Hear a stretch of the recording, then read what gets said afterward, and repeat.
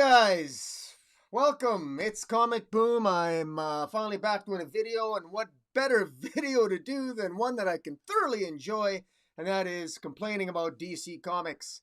The worst top 10 of 2020 for DC Comics. Now, this is not necessarily a video that I really ever wanted to do. I love DC. I mean, I was born and raised on DC Comics. But, you know, some things just cry out for commentary, and 2020, let's face it, 2020 sucked. 2020 was a terrible year. And well, you know, it still is. It's not over yet. I'm doing this. It's in the first week of December that I'm doing this top 10 worst for DC. But I have to say that DC does not have the excuse that they can blame the pandemic. I don't care about the layoffs. Well, I mean, I do. I don't want people to lose their jobs, so I care about the human factor of it. What I mean to say is there's no excuse for it. DC can't point to the pandemic and say that all these comic books are this terrible because of the pandemic. Because a lot of the ideas for these comic books, the creative teams, they have enough experience. They ought to know better. This is just plain bad writing all around. And, well, you guys are going to know what I'm talking about as soon as I get into it. And so why don't we get into it right away, shall we? Let's at least talk about one, and that is the first one here. Well, I don't want to cheat. You saw those two there. Let me see here. I'm going to just try to restrict it to death metal, you know, one at a time. Yes, there we go. Number 10, I put at, death metal. This is a comic book that, frankly, this is something where maybe a lot of you have been enjoying death metal. I haven't. I find that it's really just a series that it's a continuation of what has really been a 3-year-long slugfest between Doom versus Justice, between trying to figure out 7 different forces, whittling that down to just 2, the connective energy versus the crisis energy, starting off with the extraordinary villain of Perpetua trapped behind the source wall, involving ultimately the Legion of Doom that frees her. Then Lex Luthor comes along, becomes the Apex Predator. Apex Predator betrays his fellow Legion of Doom members, and then he becomes the right-hand man of Perpetua, only to be betrayed by Perpetua and cast off because the Batman Who Laughs from all his series that Snyder did comes along, and so the Batman Who Laughs teams up with Perpetua, and then we go through multiple different miniseries, and all of which could have made this list of worst top 10 of DC 2020. All of them could get honorable mention, but I'm just lumping all of them into death metal because it's all one big mess. And I probably could have put, the only reason I didn't put death metal higher on the list, I put it at number 10, is because it does have its moments, and because it encompasses so many issues. And it's not just the main series proper, which is going to be, what is it going to be, like 7, 8, 9 issues long? I've stopped caring. The fact is that it's too convoluted, it's too messy, and the primary reason why death metal is a failure for me is that it's a failure of narrative. There is no hope. I don't find it fun. There are elements of it that are laughable and silly, but silly is not the same as fun. You know, you can have fun moments. There's some occasional dialogue moments. There's some moments with crazy characters like Jonah Hex and Sergeant Rock. But the bottom line is, this is not a series. This death metal is not a series. And getting into death metal, leading up to it, was not a series that felt like the DC universe. It didn't ultimately end up feeling, and it doesn't feel really like a crisis. It feels like forced storytelling where you're trying to sell Batman action figures. And that's just the bottom line. And I just don't, I'm not feeling it. And I'm not feeling the love for it. It's not reminding me of DC Comics. Wonder Woman doesn't embody the type of truth. In fact, the latest issue 7 has Lex Luthor is going to build a truth machine. So even Wonder Woman is really not really acting herself. Batman and Superman look completely different. Everything has a different feel to it. Everything is Batman this, Batman that. AT&T, just make it official and call yourself Batman Comics and get it over with, right? Okay, well, that's it for death metal. So the next one we have is, and I'm just going to leave these here. I'm just going to back up a bit. I'm going to leave, sorry. This is very frustrating. Trying to time this just right. I'm going to back this up and time this. There we go. Did I nail it? Yes, I did. Okay. Number 9 is The Flash. Now, a lot of people, I got to tell you, really like Joshua Williamson's run on The Flash. And I honestly, I don't understand it. I really don't. Flash has one thing in common with Death Metal and the Justice and Scott Snyder's Justice League run, is that he tried to, during his Flash run, he too had a lot of interesting ideas, but failed in the execution on them. Where Scott Snyder succeeded slightly more than Joshua Williamson is that when Scott Snyder reached the point when he was writing Justice League, he realized at some point along the way, as he was getting into the more complicated plot points of Year of the Villain and the Batman Who Laughs and ultimately Death Metal, etc., and the Infected, etc., he realized that all the 7 different forces, he was better off just simplifying it into just 2 energies, crisis energy and connective energy. And it's the battle between connective energy on the good side, connective energy bad, or connective energy good, crisis energy bad, and simplifying it like that and weaving that into the story. All the other 7 forces he discarded. At least he never even, at least Snyder sort of discarded it and didn't, he basically just gave up and realized that rather than beat a dead horse, he just left it dead. Now, that is a criticism of what Snyder did with Justice League and ultimately going into Death Metal, but it's needed to be done because it wasn't working. And let's be honest, he doesn't know what he doesn't know what the forces are. He only knows what 2 of them are anyway, really, if you kind of think about it. And if you read along, it was always unclear what they all were anyway, aside from a handful of them. Williamson in The Flash did the same thing. He had a lot of problems with, he introduced the multiple forces, Sage Force, Future Force, Strength Force, and in the midst of all that, did terrible storytelling with Barry Allen. His story arcs were convoluted. They contradicted each other. The continuity between arcs was terrible. Barry Allen kept relearning the same lessons from story arc to story arc. And then to make it even worse, the final issue of The Flash just reset the status quo from before Williamson even went on the title to begin with, which was really him saying, look, I apologize. This is really bad writing. I'm just going to pretend none of this happened, and if it's all going to be reset anyway. That's really what he did.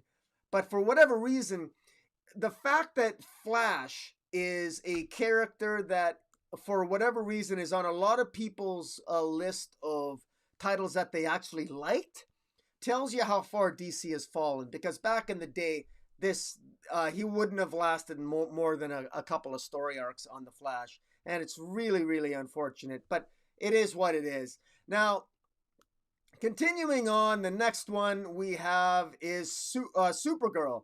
Now, why did I put Supergirl on here? Well, because Supergirl, really, this was a terrible title. It became a terrible title, notwithstanding the efforts of the writers that were on it.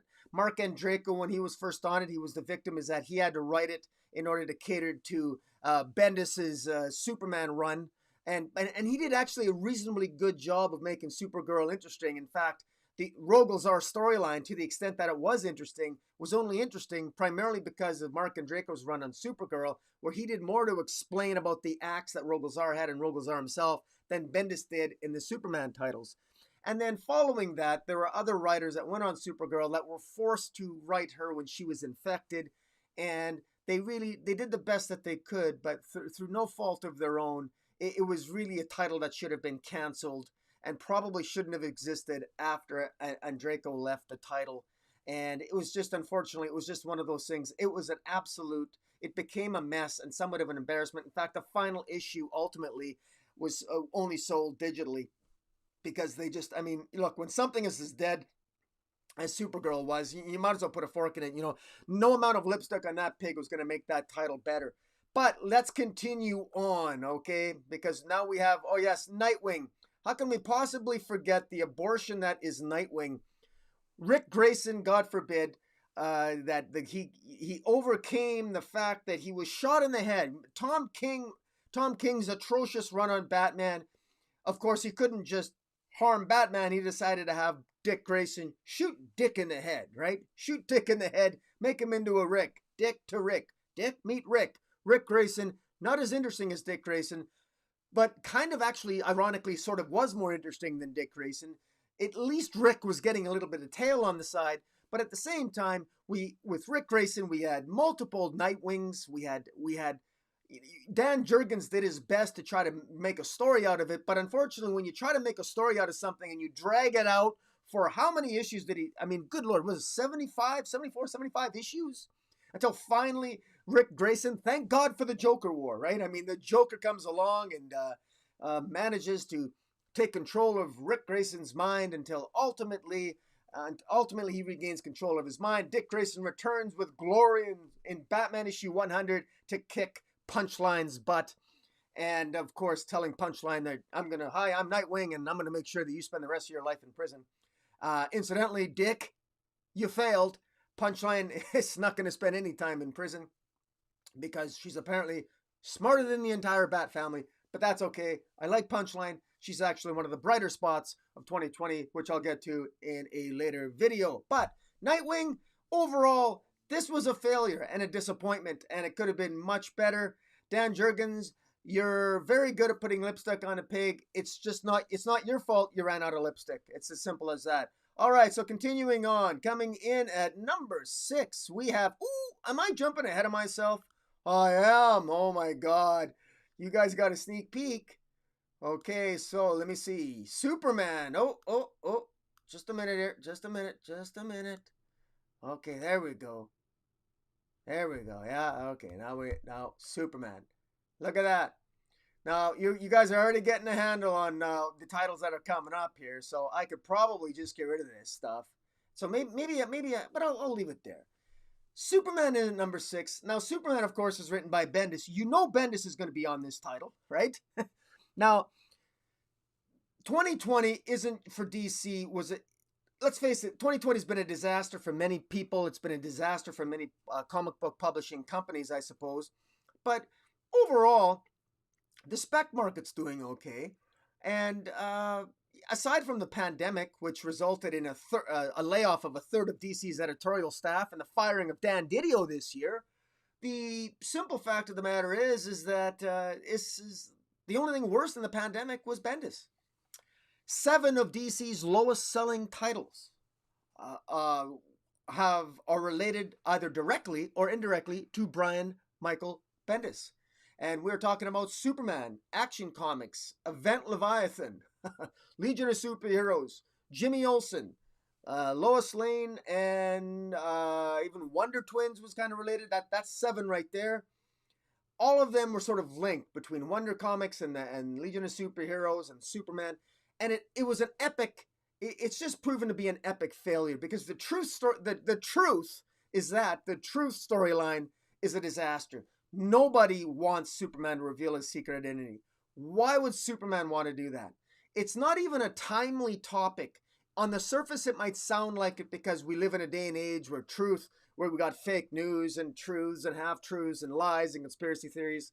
So why would Clark Kent, if you want to create a timely tale, Brian Bendis, why would you want Superman to reveal his secret identity? And what? And for a stupid reason. He never had a reason to. I never bought any of it. It was, I did buy it. What I mean is I never bought into it. It lacked verisimilitude. I don't believe for 1 second that Superman would reveal his secret identity. But that's not the worst of it. The Rogolzar storyline at the beginning of January 2020, it became clear that the Rogolzar storyline was going to be going absolutely nowhere. Jor-El was essentially executed by being sent back in time, blew up in Krypton. Superman didn't seem to care what happened to his father. He also didn't seem to care that his son was taken off to the 31st century. He didn't even seem to care that his son was aged up. John Kent was aged up in the first place. And his relationship with Lois is problematic. Then Superman decides to declare himself king, represent himself as representing the Earth to the United Planets. That was the genius United Planets that his son formed and inspired, that led to the creation of the 31st century, inspired the Legion of Superheroes in the 31st century. All this is linked. Unfortunately, the plot threads and how these linked and all the titles, it did not sink in very well. Now you add into all of this the fact that these titles read terribly. The dialogue in Superman is awful, and it's related to the dialogue in Action Comics, which is even more awful, to the dialogue of Young Justice, which is the worst. And when you look at the convoluted storylines, the way nothing connects between the titles, there's no continuity from issue to issue. Thread lines are started and they're not completed. Characters are introduced and then they're ignored and then they're brought back only to be killed off immediately. This is just plain terrible story writing. It's as simple as that. It's just plain bad writing. It's uninteresting, and it rips the heart out from you. And for a guy like me who reads DC and wants it to be good, as Dark Knight always criticizes me, and rightly so, but I am who I am. You know, if you don't like it, why do you get it? My God, it's Superman, man. It's Superman. I mean, I can't get a reliable story out of Superman. I can't do it. It's like I need my fix, you know? But unfortunately, every time I get my fix, it's like Bendis blood. It's like Bendis. It's like a drug called Bendis. And I got to tell you, man, it's my own fault, right? Collect what you love, not what you don't. But it is what it is. Look what I did. I collected Superman and no, he's top 6 worst. Anyways, let's go to the next one here. What is it? Whoa, Batgirl. Wow, where'd she come from? Look at that comet. You know, Batgirl's comet, ladies and gentlemen. Batgirl, this is another comic book where the powers that be want to convince themselves that they actually have a good comic book in Batgirl. But they don't. This was, in all seriousness, if it wasn't for Bendis, Batgirl would be number 1 for number 1 worst comic at DC, but there's just too many Bendis titles. I mean, sorry. But honestly, Batgirl was... I stopped collecting Batgirl halfway through the year. I picked up issue 50, and it reminded me as to why I dropped it in the first place. Just plain, complete misunderstanding of Barbara Gordon. DC's got to make up its mind in terms of what it wants Batgirl to be. Do you want her to be Oracle? Do you want her to be Batgirl? Do you want her to be Burnside Batgirl? What do you want her to be? I mean, you can put Joshua Middleton's beautiful covers on it in order to get sales on the spec market. Because, by the way, Batgirl number 50, yeah, the spec market, hey, I'm a speculator. Okay, I got Batgirl 50 because of spec, okay? I never bought it because I knew it was going to be terribly written, and it was. Now, you might say to me, well, Comic Boom, that's confirmation bias. You expected the story to be terrible, and it was. I got news for you. That's not how it works. When I read a story, if the story's good, I'll know it's good when it's good. Okay, this isn't rocket science. There's nothing better than having my expectations shattered by a good story. You know, you want to shatter my expectations? Have Bendis write a good story. That'll shatter my expectations. You know, I'm not going to hold my breath, but let's try it. But Batgirl, hey, I got to tell you guys. Not good. Now, plopping on the ground is Millennium. Good God, Millennium. Guys, just to remind you, and I apologize for reminding you of just how bad 2020 was for parts of DC, but Millennium was a 2-part series that was supposed to introduce the Legion of Superheroes, and you have that beautiful cover there with John Kent, you know, moving his middle finger into the ring, into the hole on the ring, you know, the Legion ring. But what he should have done is this. But instead, you know what I mean. Anyways, it was, all it did, it really introduced us to the main character called Rose, of Rose and Thorn. And Rose is apparently an immortal. And she lives for a straight 1,000 years from modern day DCU continuity all the way to the 31st century. Now, what made it so bad is it wasn't even so much that it was a horrible story per se. What made it bad is it illustrated Bendis' lack of knowledge of the DC timeline. He mixed up everything. He put Batman Beyond in the wrong timeline. He aged up Supergirl to be Madam President, and she's 90 years old or something, 85 years old. And he screwed up Booster Gold. He screwed up the timeline for Kamandi. He put them all, he screwed up the timeline for OMAC. All these things were Tommy Tomorrow, all these characters that had an established place in the DC historical timeline. He screwed up all those timelines, and some of these timelines exist after the 31st century. But he screwed all that up, made no sense, and not only that, his entire purpose for Millennium, if you recall, was that it was supposed to brag about the 31st century, how bright the 31st century would be after a whole millennia of heroism. He spent 2 full books of Millennium's Part 1 and Part 2, having nowhere to be found the Legion of Superheroes, focusing on a character that nobody cared about, nobody still cares about, and only to try to emphasize that, look how bright the future is. And the future isn't bright. The Earth was destroyed multiple times over between now and the 31st century. And by the time we get to the 31st century, the Earth has literally been destroyed. It's done. It's finished. It's literally being reconstructed from scratch. So explain to me, Bendis, how we're supposed to look to a hopeful 31st century new Earth when we know, in fact, that the Earth has been destroyed. If you're building a new Earth in the 31st century, that means the heroes of the present failed because the Earth was destroyed, necessitating its reconstruction in the 31st century. So how does that foster hope? That doesn't foster any more hope than Death Metal did, or The Year of the Villain did, or the last 2 or 3 years of the DC universe has been fostering. Okay? There's no hope here. Okay? That's why it's on my list. And but for other Bendis titles, it would be higher than number 4. But let's continue on. Okay, here we go, and boom!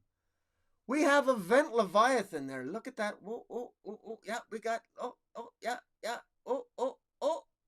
there we go. Event Leviathan. You see, number 2, Event Leviathan's number 3.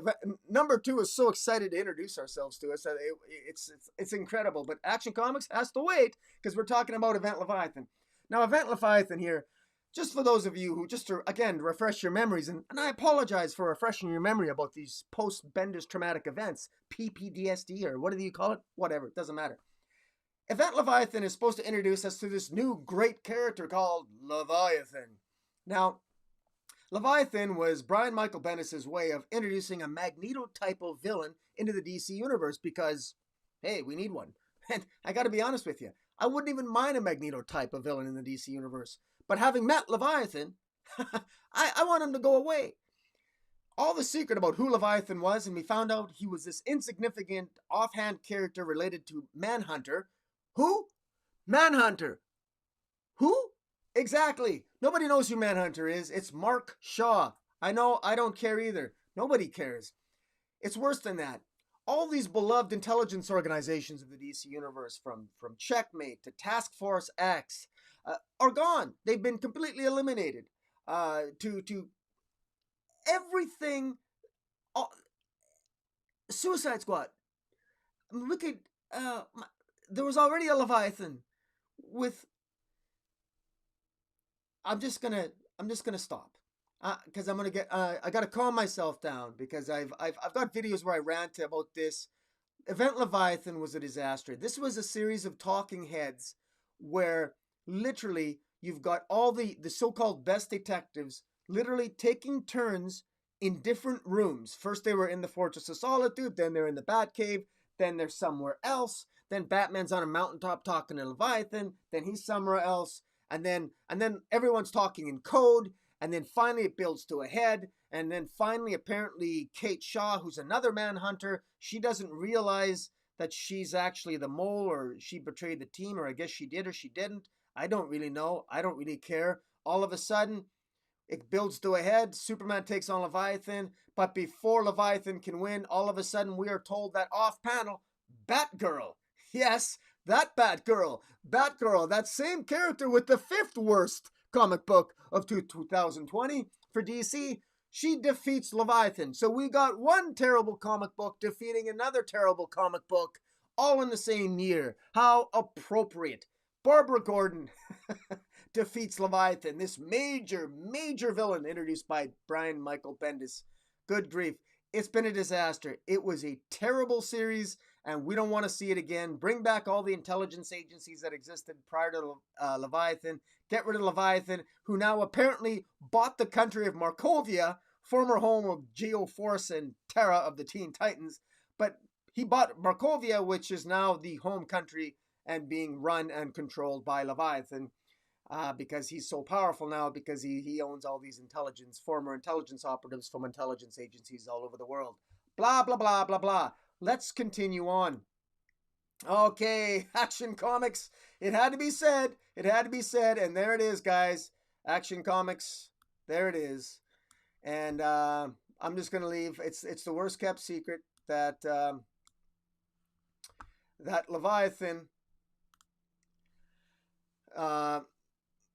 it's the worst kept secret that Leviathan is connected to Action Comics, because what makes 2020, guys, so unbearable or tragic about DC Comics is that literally the top, and we're going to get into Young Justice too, which is number one, but if you look at the top 4 worst comics in my list, of Young Justice, Action Comics, Event Leviathan, Millennium. Throw in Superman, Supergirl, and it's even tangibly related to Death Metal.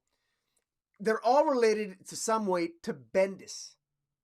And that's what's so tragic about this. And they're all low-selling titles, low-bearing fruit. This is the stuff that you could like literally shop and nobody would care. But, you know, Action Comics dealt with the invisible mafia. Thank God this is pretty much over.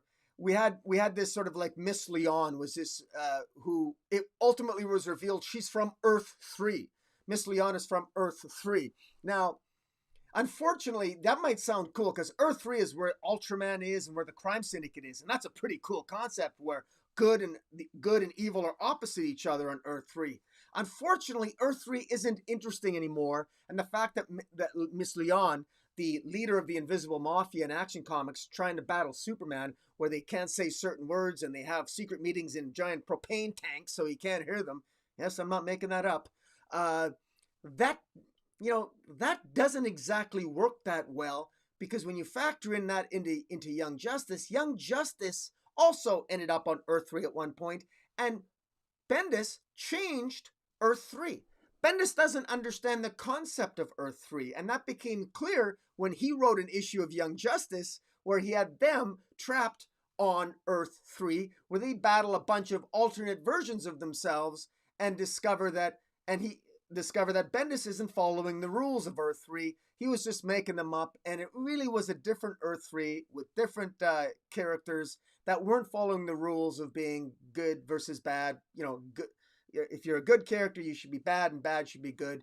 And he screwed all that up. And he also wrote it that Young Justice, that the crime syndicate was dead on Earth 3, only for them ultimately to have been brought back. And then bear in mind that Bendis, when he de-aged John Kent in Superman, remember what Bendis did? He had John Kent trapped on Earth 3 in a volcano for 7 years while being psychologically tormented by Ultraman on Earth 3, only to have John Kent somehow escape and have no ill effects whatsoever. And so Bendis's knowledge and understanding of Earth 3 is disastrous, and you can really tell. It's another reason why this is so terrible, and why, thankfully, at the end of Death Metal, there's going to be a reset, and the Earth 3 that we know and love hopefully will be brought back and will completely ignore any influence from Bendis, and hopefully that reset will involve aging down John Kent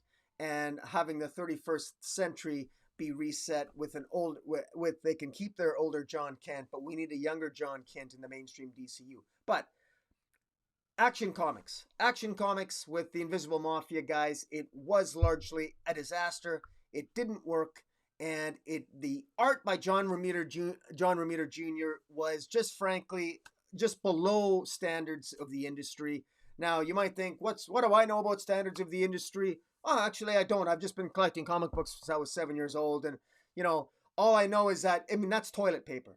The art is absolutely terrible in Action Comics. Superman deserves better. It's inexcusable. The storytelling was awful. The characters that Bendis introduced, he had the House of Kent. He had all the Superboys. He confused everything. He mixes everything up. All the continuities are screwed up. He doesn't know what he's doing with any of the continuities in Superman. He had John Kent, Superboy, Connor Kent, Superman. Then he dragged in Brainiac from the Legion of Super from the 31st century, and just a giant mess. He even had Naomi. He mixed Naomi in Action Comics, and then he mixed Naomi in and it was a convoluted, disgraceful mess, and nobody can make any sense of it. And anybody who says that they can is lying. They just are. It's that bad. But hey, let's get into the final one here. Of course, it's the flaming pile of turd known as Young Justice, ladies and gentlemen. Good grief. Young Justice it had its final issue. Issue 20 or 21 was its final issue. The first 14 issues of Young Justice, they literally went from, which was technically 2019, but they literally went for those first 14 issues, just jumping from universe to universe, and there was no plot line. There was no actual plot.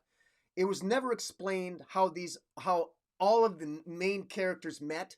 It didn't make any sense. They couldn't possibly have met. It was never explained how they could all possibly coexist in the same time frame. Bendis screwed up. He didn't understand the history of the characters. He didn't even understand that Spoiler's father, Cluemaster, had actually been killed. He'd forgotten about that, so he undid that at the end. So the editor, I gotta tell you, the editors for the DC Universe here, the editors for in 2020, certainly in 2019, going into 2020, terrible job for across the board for these titles. Just really bad. Now, I don't know if it's that editorial is not allowed to put their foot down when you have these writers come along and say, we want them to be done a certain way. But I got to tell you that, maybe DC should let editorial step in and say, hey, look, at least get the history right. Bendis needs to be reeled in because he doesn't understand the characters. He really doesn't understand them at all. And it really, really shows. And Young Justice was just a disaster. And again, the DC Universe deserves so much more.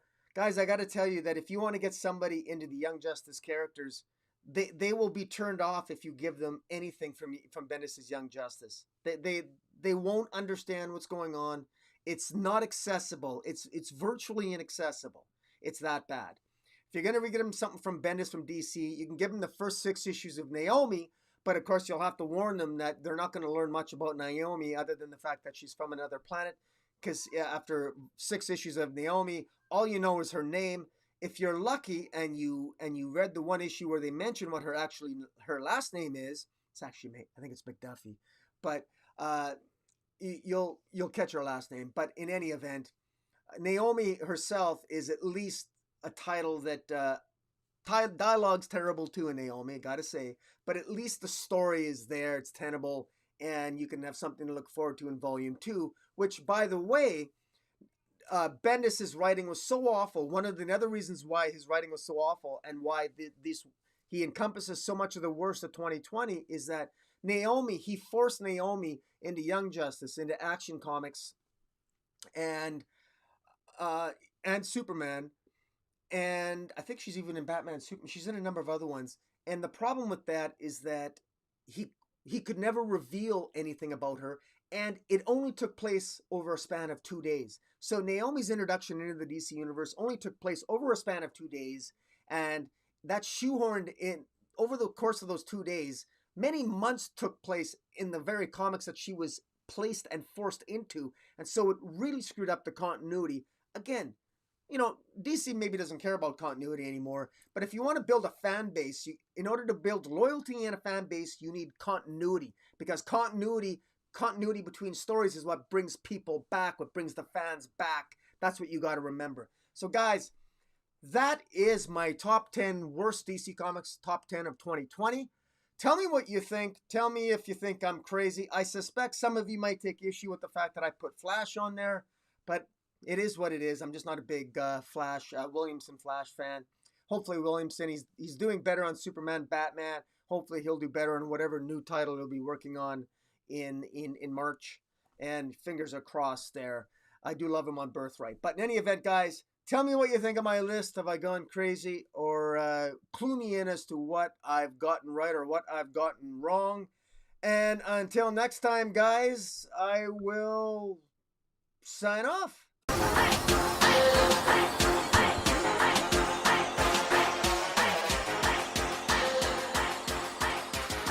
Bye-bye.